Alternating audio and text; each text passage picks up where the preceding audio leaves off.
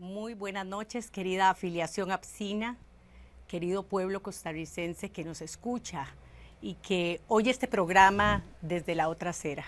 Hoy tenemos para ustedes un programa importantísimo, un programa que retoma la realidad nacional como cada uno de nuestros programas. Y el tema del día es las vidas acorraladas, la situación de las mujeres en Costa Rica. Para poder hablar sobre este tema en nuestro panel contamos con la presencia de nuestra compañera Janet Martínez Toledo. Janet es comunicadora, investigadora del SICOM-CIEM de la Universidad de Costa Rica. Le damos la bienvenida, Janet, gracias por estar con nosotras. Buenas noches a todas y buenas noches al público que nos escucha. Muy bien, también contamos con la presencia de la compañera Rocío Alfaro Molina, diputada de la República de Frente Amplio. Buenas noches, Rocío, gracias por estar acá. Muchas gracias por la invitación. Y también tenemos a nuestra compañera Irene Barrantes Jiménez. Irene es artista, docente de gestión cultural en la Universidad de Costa Rica y es educadora popular feminista. Gracias, compañeras, por estar analizando este importantísimo tema. Tenemos también la posibilidad de escuchar a nuestras compañeras hoy en el Vox Populi, a nuestras compañeras de casi todo el territorio nacional. Tenemos a doña Cecilia Thomas Ellis, que va a estar con nosotros desde la Regional 56 en Limón. También vamos a escuchar a nuestra compañera Zaira González González desde la Regional 39 en San Carlos. Doña Wendy Urbina Méndez desde la Regional 47 en Sarapiquí. Doña Carmen Quesada Campos de la Regional 53 en Alajuela, Grecia, Sarchí, esta zona. Doña María Montes Kiel, quien también nos va a hablar desde Heredia. Así que ellas van a estar con nosotros analizando esta realidad de la mujer costarricense. Y antes de comenzar con la conversación de esta noche, vamos a escuchar nuestro editorial que se llama Vidas Acorraladas.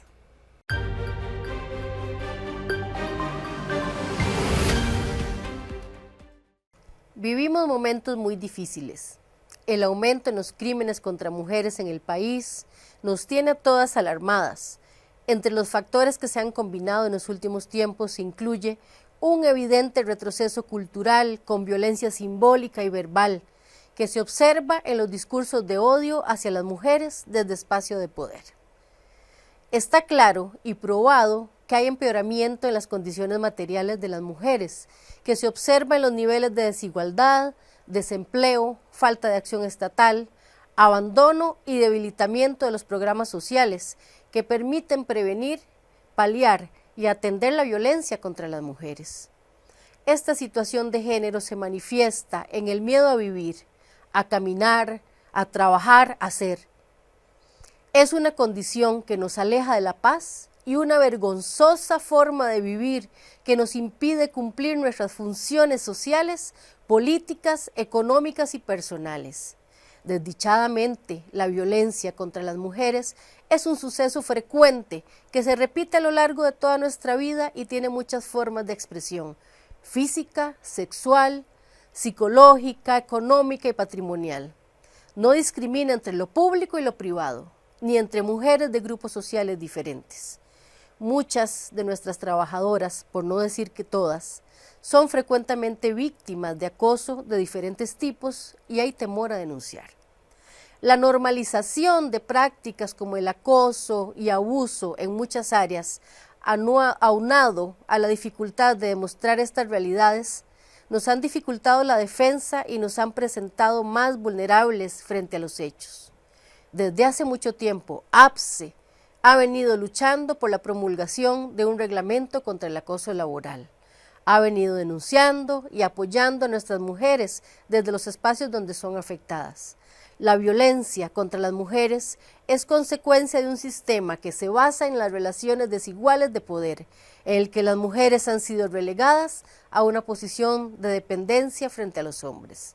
En consecuencia, las mujeres, las niñas y las adolescentes se ven expuestas a una serie de riesgos que las ponen en una posición vulnerable.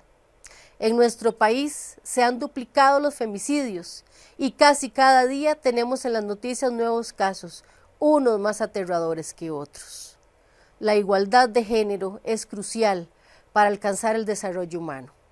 Es por esta razón que APSE se compromete a seguir denunciando, apoyando y defendiendo, empoderando y capacitando a sus mujeres para atender sus necesidades, sus realidades y que el sindicato sea esa plataforma de apoyo ante sus diferentes situaciones. No renunciaremos a la lucha, a la exigencia de la justicia y a la búsqueda de una sociedad más equitativa y justa.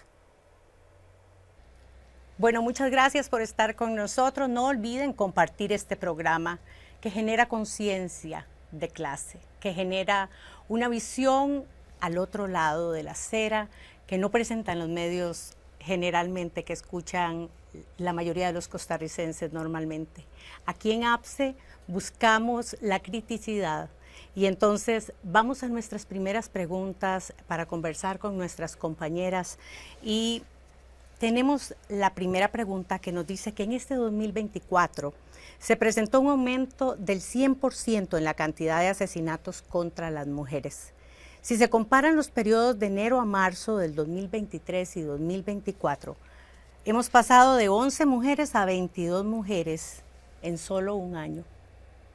Solo 2 han sido calificados como femicidios según la ley actual, pero los otros 20 están pendientes de clasificar. Y entonces, compañeras, vamos a hablar un poco qué es lo que nos dicen estas cifras de los asesinatos y femicidios de nuestra vida en sociedad. ¿Qué es un femicidio y qué lo causa? Síntoma de qué es lo que estamos viviendo nosotras. Tal vez nos puede empezar Irene para que hablemos un poquito sobre esto. Bueno, muy buenas noches a todas las personas que nos están observando en este momento. Muy buenas noches a las compañeras y gracias por estos espacios, como decía usted, Nora, de abrir diálogo y poder crear conciencia y más que crear, sostenerla, ¿verdad?, en estos tiempos tan convulsos. Bueno, el tema de la violencia contra las mujeres siempre la señalamos como lo siguiente, es un mecanismo de control patriarcal, ¿verdad? Hay que entenderlo, que tiene ciertos órdenes y que surge de una desigualdad social sostenida en muchos espacios. Entonces, más allá de que se tipifiquen solo 2 casos como femicidio, hay un montón de razones estructurales que nos someten a nuestras mujeres en la sociedad a condiciones que las llevan al riesgo. Por ejemplo, la desigualdad se expresa a nivel de desempleo. Entonces, si tenemos que hacia febrero de este año había como 72,000 personas menos pues en lo formal laboral, 62,000 eran mujeres y esto a su vez nos genera que estén expuestas a no poder hacer uso de su autonomía, ¿verdad?, y su autodeterminación en un plano tan básico como su propia manutención. Esto pues las va a colocar en un lugar de mayor vulnerabilidad. Entonces tenemos un momento donde nuestro país está recrudeciendo las situaciones socioeconómicas para todas y las compañeras ampliarán en otros temas, pero sí quería referirme en específico. Hay una feminización de la pobreza, que además somos nosotras las que vamos a estar con la carga de nuestros hijos e hijas. Se nos suma la reproducción, ¿verdad?, de la vida en esa cotidianidad que nos lleva a estar pues tomando en cuenta el cuidado de personas menores de edad y con discapacidad. Y solo dejo rebotando en esta línea de ideas para ir armando esta conversa, el cómo cuando hay víctimas de femicidio, ¿verdad?, estas familias que no tienen una reparación todavía a nivel estatal, son otras mujeres las que se van a hacer cargo de las personas menores de edad, hijas o hijos o hijes de víctimas de femicidio. Entonces, es un problema de salud pública también, ¿verdad?, enfocarlo desde ahí. No solo estamos perdiendo montones de vidas de mujeres, que al día de ayer sumamos 3 más en 2 días, ¿verdad? Es bestial, este año realmente es muy doloroso lo que estamos viviendo y por supuesto que no quiero robar, digamos, palabras, pero me parece más que atinado la acción de la Asamblea Legislativa, donde tenemos que hacer un llamado como sociedad civil, como docentes, para reconocer esto como una emergencia nacional. Así es. Sí, quizás sumarme al diagnóstico que hace la compañera Irene. A mí me parece que la sociedad costarricense está sufriendo una polarización en sus condiciones materiales, pero también una polarización de carácter cultural. Y esa polarización se está caracterizando en lo cultural por un deterioro de esa cultura general, un deterioro de esos valores, de esos códigos que eran compartidos y que han generado un retroceso en cuanto a los derechos de la mujer. Digamos, el reconocimiento de las mujeres como sujetos, como derechos, como seres humanos plenos, se ha ido perdiendo, y entonces en momentos de crisis económica, la parte material, en momentos en donde crece el desempleo, en momentos en donde los empleos también son más inestables, en donde hay más amenazas, en donde la calidad de vida se ha deteriorado, en donde los programas sociales se han reducido, las mujeres tienden no solo a recargarse en sus funciones de cuidado, sino que además a ser más vulnerables, porque han perdido un alto grado de autonomía económica.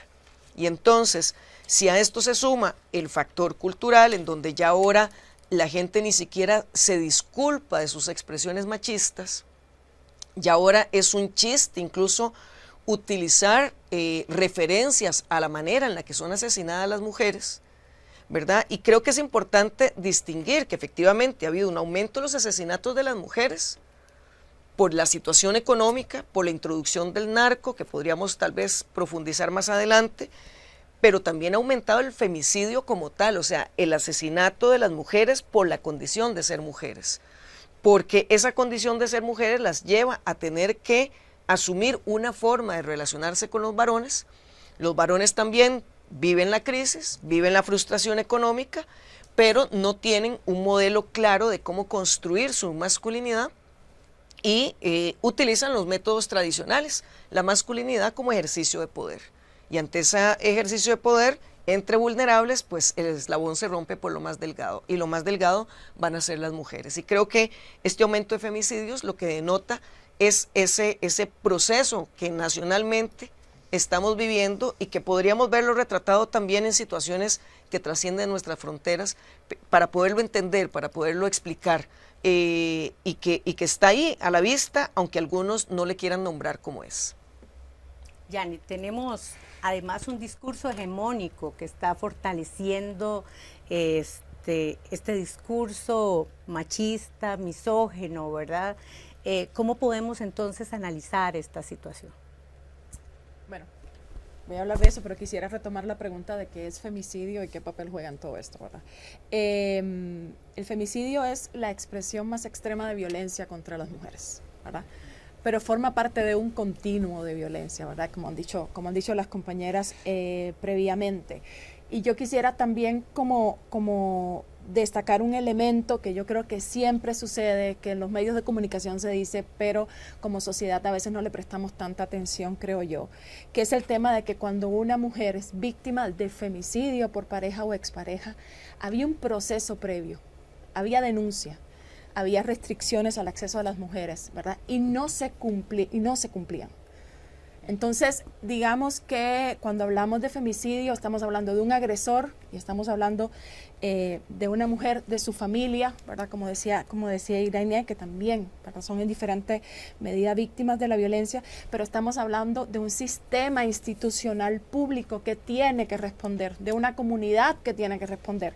Entonces, en esa línea, el femicidio no es un tema aislado, no es un tema de la vida privada o de la vida pública, no es una relación entre agresor y víctimas, sino que es un problema social, es un problema de todos y todas. Y en ese sentido la prevención es clave, y en ese sentido la financiación de política pública es clave también, ¿verdad? ¿Qué está pasando con el Departamento de Violencia del INAMU? ¿Qué está pasando en el INAMU? ¿Qué está pasando en las escuelas? ¿Cómo estamos educando, ¿verdad? Por una vida sin violencia. Si lo estamos haciendo de manera efectiva.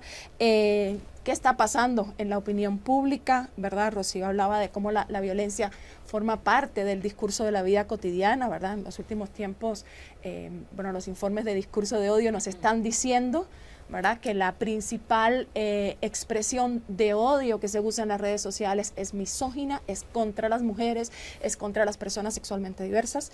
Esos son los dos, ¿verdad? Y el tercero es la xenofobia, ¿verdad? Tenemos un discurso que tiene cara, que tiene cuerpo, y que eso influye, pero también es importante decir quiénes son los actores de ese discurso. Son mayoritariamente hombres, ¿verdad? Entonces, digamos que tenemos como, está pintado el mapa, ¿verdad? Pero también tenemos figuras públicas, figuras de poder, jerarcas, ¿verdad? Incitando al odio en sus discursos.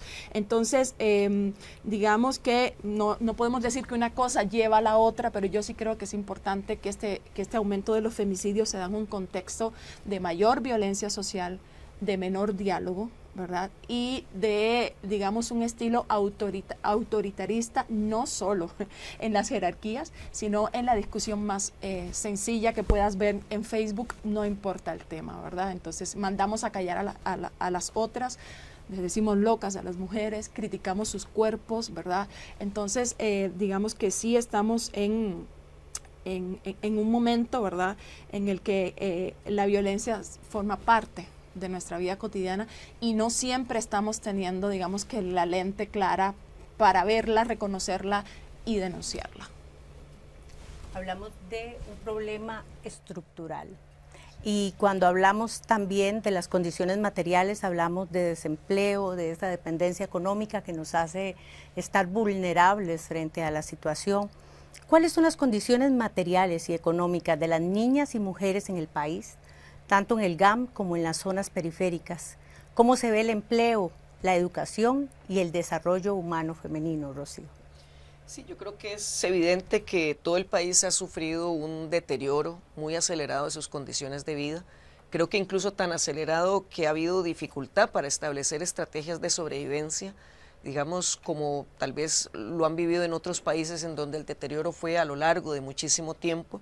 Tenemos una situación económica de recortismo donde se está desechando prácticamente las instituciones públicas, se están desmantelando los programas sociales y esto claramente repercute también en la generación de condiciones para que las mujeres puedan desarrollarse, desarrollar trabajos, estar protegidas, poder acceder a vivienda, poder acceder a agua, poder acceder a un proyecto de vida, ¿verdad? Y en la medida en que el proyecto de vida se cierra porque la institucionalidad, porque el Estado no tiene la capacidad de ofrecer lo que antes ofrecía, las mujeres han tenido, y desde niñas, han tenido que verse sometidas a relaciones de poder que las hace más vulnerables, más sujetas a convertirse en objeto de otros, y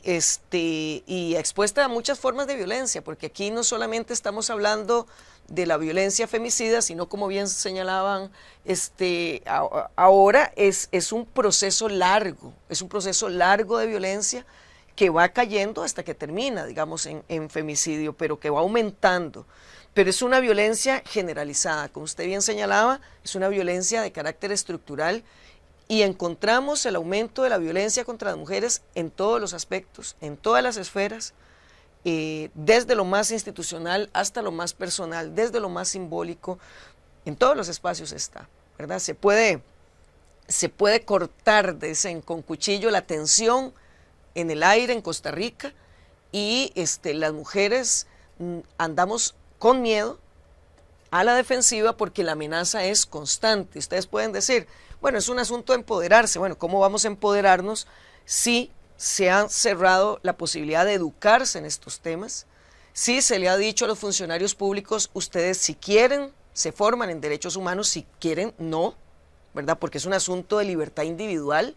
Y entonces lo colectivo se lo llevan entre los pies porque las prioridades variaron. Y la protección a la vida de las mujeres ha decaído absolutamente. Ya no queremos llamar las cosas por su nombre. Ya no queremos hablar de desigualdades de género porque pues hay una lógica anticientífica, una lógica fanática que dice que no hay que hablar de género y eso está impactando incluso en nuestro Ministerio de Educación. Es una realidad, está impactando en el Ministerio de Educación y es ahí en las aulas en donde crece la posibilidad de empoderar a las niñas, que son las mujeres del futuro, que puedan detener la violencia y utilizar la institucionalidad tal y como se supone debe actuar. Yo quisiera sumar a lo que las dos compañeras han dicho y me quedo con algo que decía Janet y que Rocío lo acaba de decir. Si se supone que la institucionalidad costarricense tiene un ente rector en materia de derechos humanos de las mujeres y las niñas, el INAMO, pero estamos viendo un debilitamiento democrático y un ataque a la institucionalidad costarricense, el INAMO no está exento de esto. Tenemos un par de puntos que yo quiero ser muy concreta en señalar. Tenemos una ministra de la Condición de la Mujer que no cumplía con los requerimientos de 5 años de experiencia en materia y ser abogada, ¿verdad? Para poder estar en ese espacio. Esto a su vez legitima dentro de la institución un montón de prácticas que se asemejan. Por ejemplo, nos quitaron a la especialista en violencia contra la mujer de un instrumento que se llama, ¿verdad? El MESECVI, le decimos nosotras. Es el Estatuto del Mecanismo de Seguimiento de la Implementación de la Convención Interamericana para erradicar, ojo, todos los tipos de violencia, pero es para prevenir, sancionar y erradicar la violencia contra las mujeres. Nos quitan al especialista y una de las críticas que hemos hecho desde las agrupaciones feministas y de colectivas de derechos humanos de las mujeres es que es muy necesario que haya una mujer especialista en violencia para que pueda dar acciones estratégicas atinadas, más allá de que las compañeras que colocaron ahí pues tendrán experiencia en otras áreas. Otro punto del INAMU, solamente para que veamos el panorama de quien se supone que es nuestro ente rector, Puntos Violeta. Puntos Violeta conozco de mi comunidad San Ramón de la Juela, una organización que se llama MUSADE y que concursó para ser quienes, desde su especialidad, violencia contra las mujeres, dinámica de violencia en la pareja, y cuando MUSADE concursa, el punto violeta no se le dio y nos hemos enterado por las mismas compañeras que los famosos puntos violetas están siendo atendidos por personas que no tienen las competencias para atención en violencia. Entonces, ¿qué pasa? Nuestras mujeres en sus territorios están quedando desprotegidas en aquellas articulaciones que se supone que el INAMO debería darle. Hoy en la mañana mi compañera Ana Rita Argüello dijo algo muy simbólico. A ver si estos puntos violeta no se van a terminar volviendo los lugares de marcar el país en mayor número de femicidios, porque verdaderamente no le están atinando a la atención de la violencia porque hay un debilitamiento desde adentro y desde afuera de los instrumentos que tenemos. Claramente tenemos que estar vigilantes, articuladas, haciendo estos espacios, pero es que además el INAMU es quien gira política pública de igualdad de género para todas las instituciones. Entonces es muy importante tomar en cuenta que el Ministerio de Educación Pública tome en cuenta estos llamados de alerta y de emergencia que tenemos. Muchísimas gracias, Irene. Recordarle a nuestra afiliación, a nuestra gente, a la gente que está disfrutando de este programa, que estamos analizando el tema de la mujer, el tema de la situación de las mujeres en Costa Rica, directamente para poder visualizar qué es lo que está pasando con estos feminicidios, con este incremento de la violencia. Vamos a un corte y ahorita regresamos.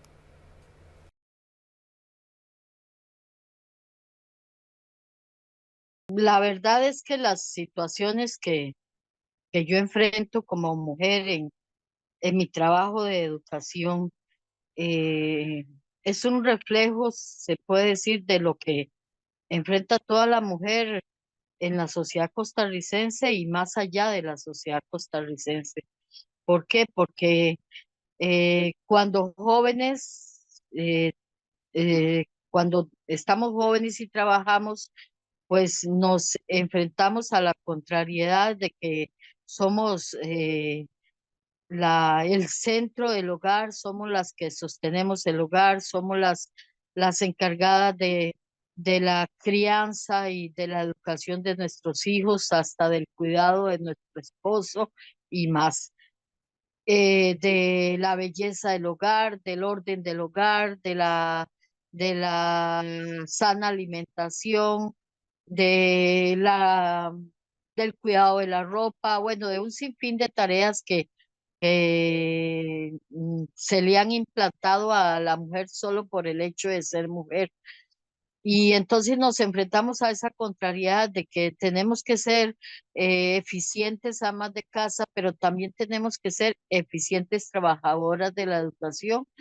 Y son múltiples las tareas, tanto de uno o del otro lado, como para que una persona pueda cumplir con todo sin caer en un estrés tremendo, en un cansancio tremendo, que la van a llevar a enfermarse.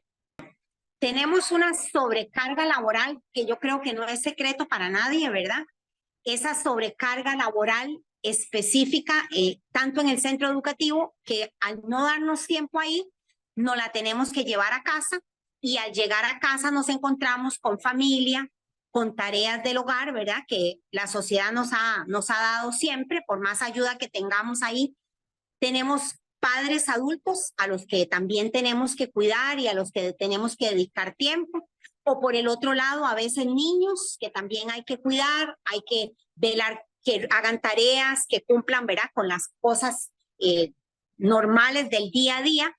Y nosotras como mujeres tenemos demasiadas cosas que se nos ponen a hacer, además de ya por sí, como le digo, la carga laboral que tenemos dentro del centro educativo, que el MEP nos ha venido cada día incrementando más y más. En primera instancia, digámosle, como mujer, como educadora, el enfrentar el día a día no es fácil. El miedo, ya que en la comunidad en la cual yo laboro, es una comunidad donde hay mucha violencia, se ve de todo un poco, como se dice, escuchar, hacerse el sordo, ver, hacerse el ciego, oír y callar. Es un día a día en donde nosotros como los educadores estamos inseguros, no tenemos el apoyo de lo que es las autoridades que nos resguarden, perdón, a la hora de la entrada, a la hora de la salida. Siempre es el acompañamiento entre compañeros cuando vamos a abrir el portón para poder entrar, a la hora de salir.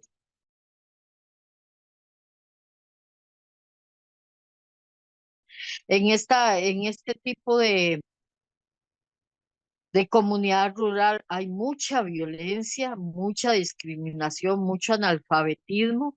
Vemos, por ejemplo, en las escuelas que la mayor cantidad de, de padres de familia encargados del hogar son mujeres, a pesar de que se dice padres de familia, se le debería decir madres de familia. Llama, por ejemplo, uno a una reunión y la mayor cantidad, si no casi todas, son mujeres. Y conversando con las compañeras, ni hablar, es un común denominador de todas, hablar de los problemas del hogar, de las congojas de los hijos, cosa que no sucede, por ejemplo, cuando hay hombres. Hay niñas que se tienen que llamar casos, ¿verdad? Pan y todo, les dicen cosas que o están siendo abusadas, o que la vieron en tal lado, o una niña de la escuela que tal vez la vieron jugando y había un poco de hombres y en la plaza. O sea, usted oye de todo. Y mucho machismo todavía se ve. Aquí hay muy poco trabajo, muy poco, solo hay una plantación de plátano, que hay unas señoras que van a pedir, pero sí hay muy poco trabajo y hay mucha pobreza extrema también acá. Yo le puedo contar que yo trabajo en zona rural. En la zona donde trabajo hay, bueno, fincas de café y caña de azúcar, pero también tenemos en este momento cultivo, digamos, de tomate, lo que es ¿verdad?, el cultivo de tomate, y tenemos granjas que lo que se hace es la venta, digamos, de huevos propiamente, ¿verdad?, gallinas ponedoras. Y las mamás en general hablan primero de, bueno, violencia, ¿verdad? Violencia de género, definitivamente. Muchísimas de las mamás que tenemos en la zona, hablo la zona de Grecia, que es donde vivo, donde trabajo y la que conozco, mucha violencia, ¿verdad? Muchas de ellas madres solas, porque han tenido que dejar a su pareja por el mismo abuso, pero también hay mucho desempleo, ¿verdad? Desempleo, ¿por qué? Por la falta tal vez de estudio de la mayoría de ellas. lo que pueden optar es por ser, qué sé yo, una empleada doméstica o, como le digo, ir a recoger huevos a la granja o alguna tarea en la granja. Y el desempleo, el trabajo que ellas hacen es tan mal pagado que no alcanza a veces ni siquiera para comer. Las becas les ayudaban a la gran mayoría de los estudiantes, era una gran ayuda porque con eso ellos podían solventar lo que eran sus necesidades, escolares, alimentarias también, pero sin embargo, el IMAS ha quitado a la gran mayoría las becas a los estudiantes que realmente las necesitaban. Entonces, con el recorte de presupuesto que ha hecho el gobierno, el MEP, a las instituciones públicas, muchas veces en los centros educativos, abogo por el mío, mi director hace milagros, trata de que todos tengan todas las alimentaciones correspondientes, porque hay niños que solo lo que reciben en el comedor, lo que es el desayuno, la merienda, el almuerzo, es lo que tienen, porque en la casa no hay nada que comer. Volvemos a este segundo bloque de nuestro programa Desde la Otra Acera. Estamos analizando el tema Vidas Acorraladas, la situación de las mujeres en Costa Rica. Estamos acá en una conversación interesantísima con unas mujeres muy comprometidas con el tema, profesionales del área. Y queremos hablar, tenemos una siguiente pregunta. Dice que en algunas ocasiones nosotros escuchamos un feminicidio y se da a conocer que la víctima ya había sido agredida, o sufría violencia de diverso tipo por parte del asesino. Sin embargo, esta persona no había podido hacer la denuncia. Entonces, vamos a hablar un poco qué es lo que nos dice esto de la situación tan grave como un femicidio, que es un círculo de violencia y cómo actúan las personas que se encuentran atrapadas en un círculo de violencia. Y algo muy importante es que si tiene la violencia de género que ver con la pertenencia a una clase social particular. Bueno, qué problema. Bueno, como decíamos al principio, el femicidio es como la expresión más radical de la violencia contra las mujeres. Y culturalmente creo que cuando es la forma de violencia contra las mujeres que más impacta en los medios de comunicación, por ejemplo, y a los que se les da un tratamiento sensacionalista, ¿verdad? Destacando siempre la figura del agresor y no de la violencia como un ciclo, ¿verdad? Entonces digamos que como sociedad a veces nos cuesta leer también que lo que hay detrás de esa violencia. Creo que las compañeras, y ya lo habíamos hablado, no podemos hablar de femicidio si no hablamos de todas las formas de violencia anterior que están, ¿verdad? El maltrato, las formas de violencia emocional, psicológica, pero también la violencia económica que vivimos las mujeres, ¿verdad? Desde una brecha salarial de más del 20% hasta la flexibilización laboral, ¿verdad? El exceso de horas, digamos que cuando tenemos acceso al empleo con todo y esa brecha, pues entonces a las mujeres nos tocan dobles y triples jornadas de trabajo, ¿verdad? Dos de las cuales no son remuneradas, ¿verdad? Porque todo lo que tiene que ver con el cuidado, digamos, en el ámbito familiar o comunitario, no necesariamente es remunerado. Entonces, digamos que el femicidio entra a jugar en un contexto donde ya hay desigualdad, como decíamos, estructural, pero también cultural. Entonces, denunciar no siempre es tan fácil, sobre todo si se coloca en las víctimas la responsabilidad de la denuncia. O incluso cuando hay denuncia, ¿verdad? Como estábamos hablando antes, el agresor violenta, ¿verdad? Las medidas de protección de las mujeres. Entonces, y a veces como comunidad, a veces como espacio comunitario, pensamos que la violencia, sobre todo si se da en el ámbito intrafamiliar, es un tema privado, es un tema en el que no nos metemos, ¿verdad? Entonces, a veces también sucede que vemos violencia y creemos que no debemos denunciarla o no conocemos los mecanismos para la denuncia. Y vuelvo ahí, por eso es tan importante contar con una institucionalidad que eduque, ¿verdad?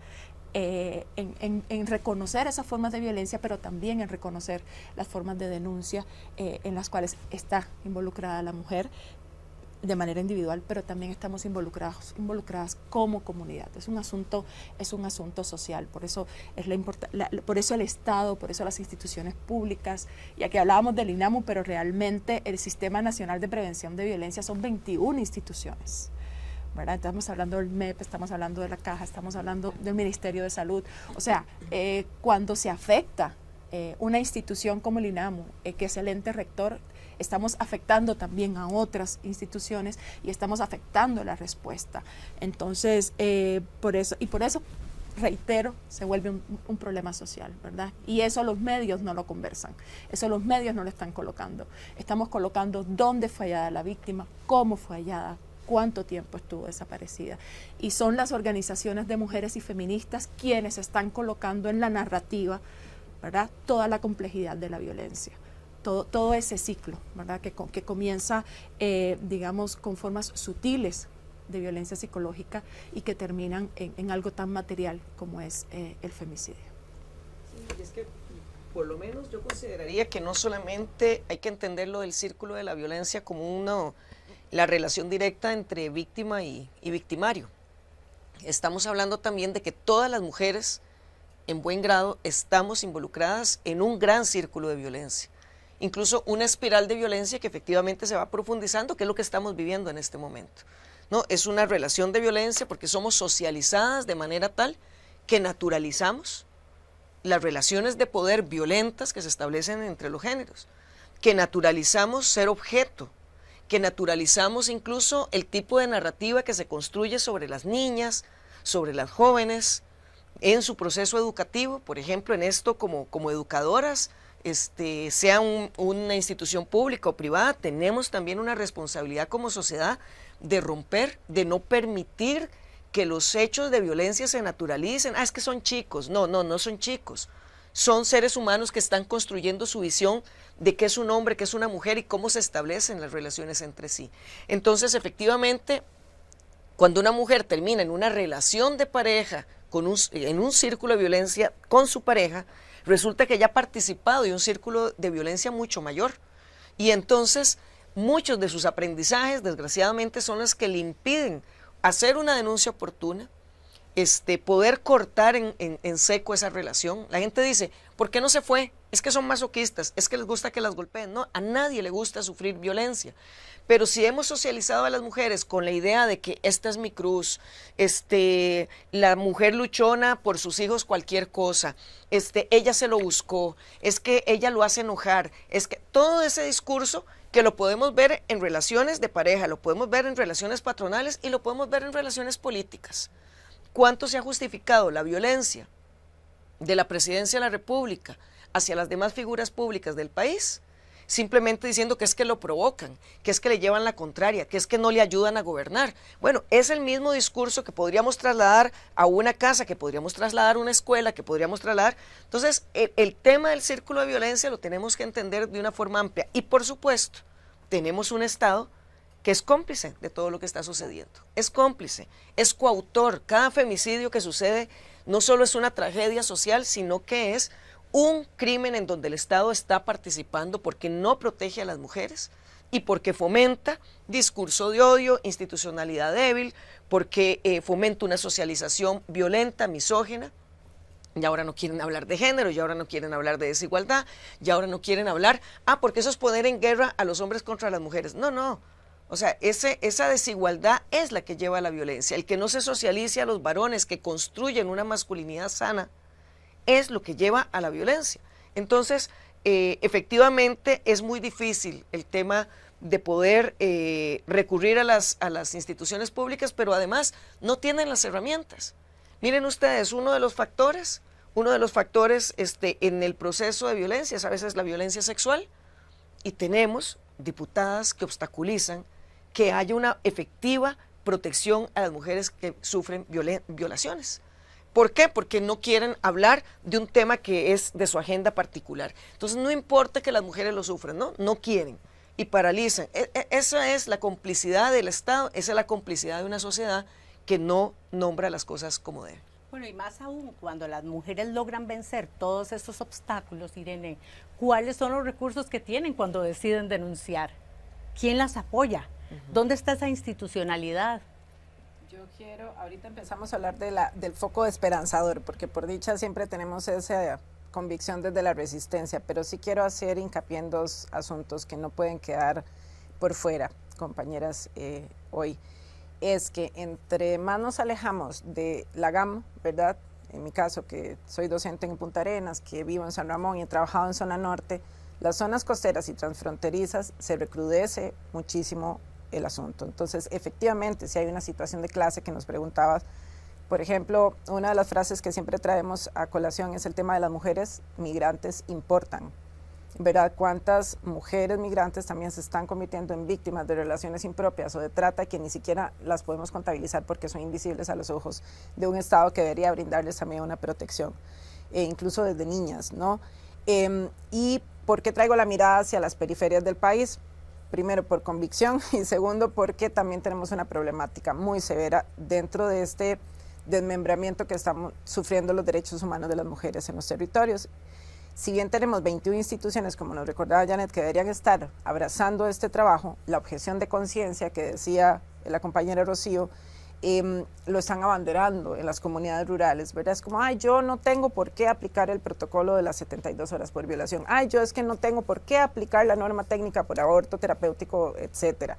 Es como una cuestión de objeción de conciencia, es no estudio, no me preparo y sigo reproduciendo los patrones de violencia de las instituciones. Pero más allá de eso, vean qué delicado, son poquísimas las municipalidades que, apelando a su autonomía, no tienen política pública de igualdad de género.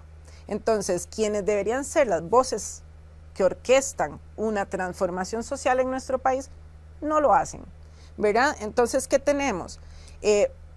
Un debilitamiento de las oficinas de las mujeres. Entonces, ¿a dónde van nuestras mujeres en las comunidades rurales? ¿Cómo hago yo para poner la denuncia si un pasaje de autobús, digamos, tal vez me salen 2.000, 3.000 colones a la oficina más cercana y no los tengo?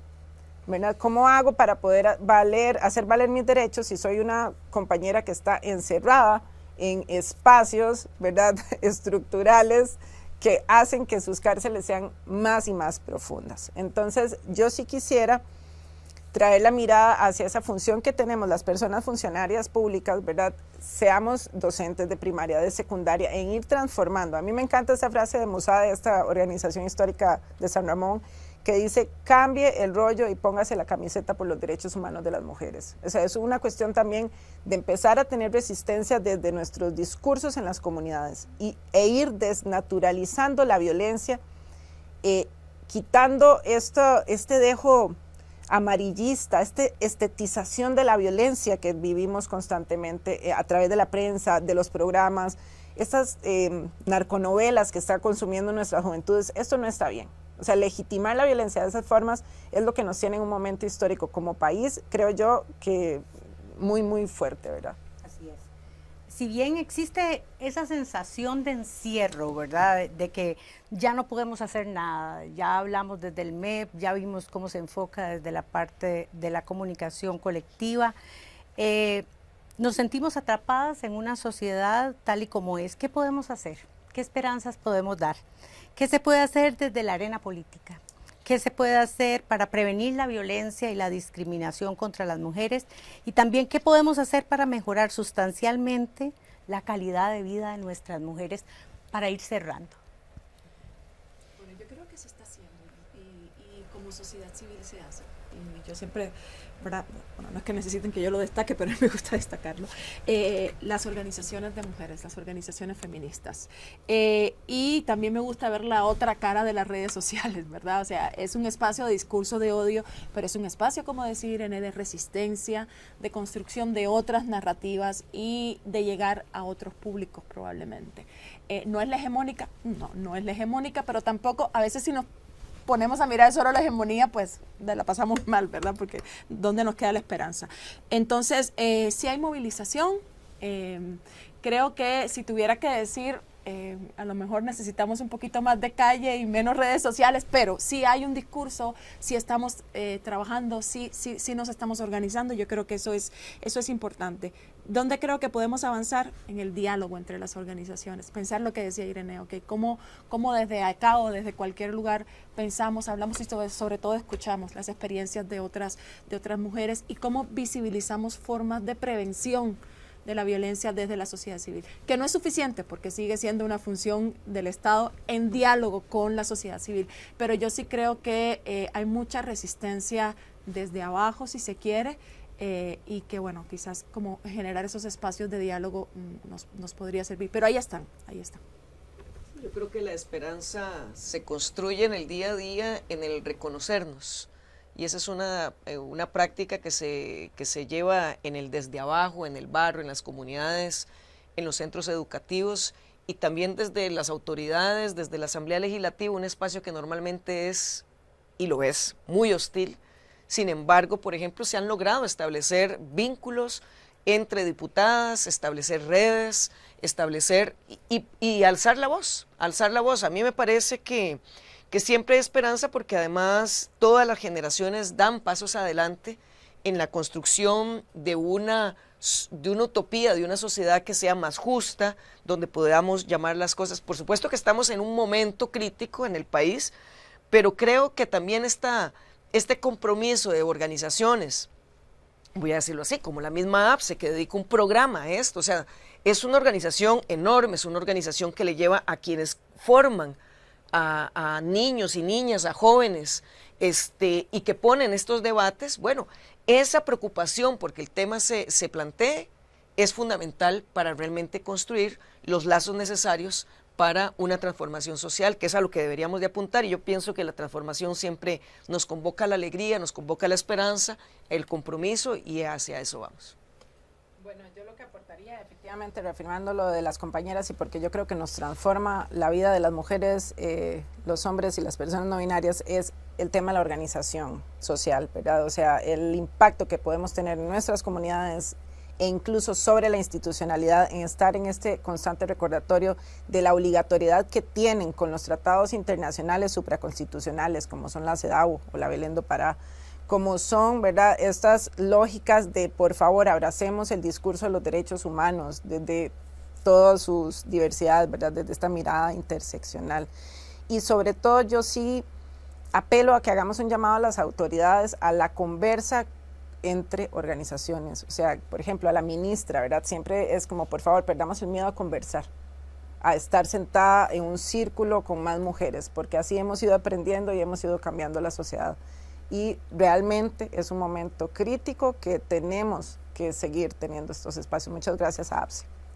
Gracias a ustedes, compañeras. En realidad, estas oportunidades, estos espacios de conversación, esos espacios de llegar a nuestra afiliación son fundamentales para poder generar esa transformación y esa esperanza que estamos buscando.